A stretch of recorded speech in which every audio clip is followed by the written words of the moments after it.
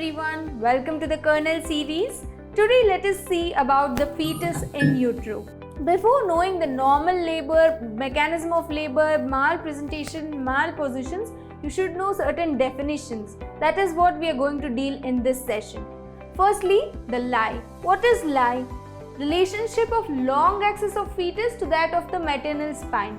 If the long axis of fetus, that is the fetal spine, is parallel to the maternal spine, then it is longitudinal lie. That is, both are in parallel. If the fetus, the long axis of the fetus is perpendicular to that of the maternal spine, then it is transverse lie. So by definition, you should say the relationship of long axis of fetus to the long axis of the maternal spine is lie. What are the different lie that you know? One is longitudinal lie, one is transverse lie, and the other is oblique lie. This is about lie. Next, going to presentation. What do you mean by presentation? The part of the fetus which occupies the lower pole of the uterus. If this is the uterus and lower pole of the uterus is occupied by which part? Most commonly cephalic. The head is occupied in the lower part. And if it is breech, then it is podalic, that is breech presentation or cephalic presentation. If it is transverse lie, shoulder presentation. These are the different presentation. Next, coming to the presenting part.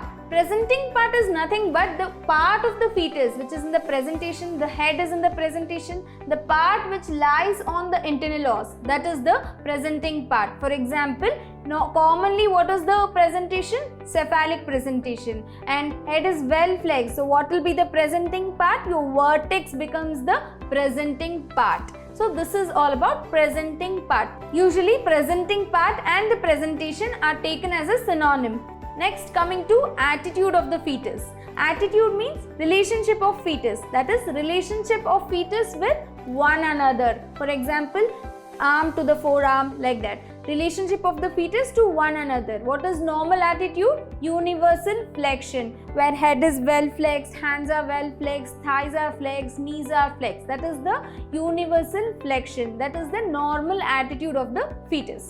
Next, coming to the denominator. What is a denominator? When you do a pervaginal examination, the bony prominence of the fetus that you can feel becomes the denominator. Example, in a cephalic presentation, presenting part is the vertex. What is the bony prominence that you can feel? Vertex is it because the head is well flexed. So in a well flexed head, what you can feel? Occiput. So occiput becomes the bony prominence. So that is the denominator in a well flexed cephalic presentation.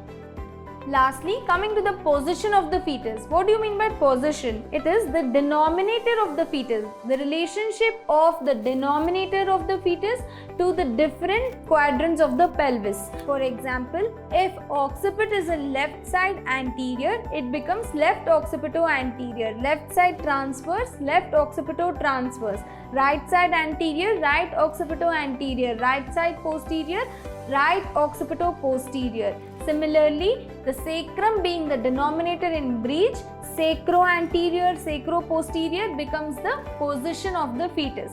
That is based on the different turnings of the fetus. That is the position of the fetus. I hope you understood. Thank you.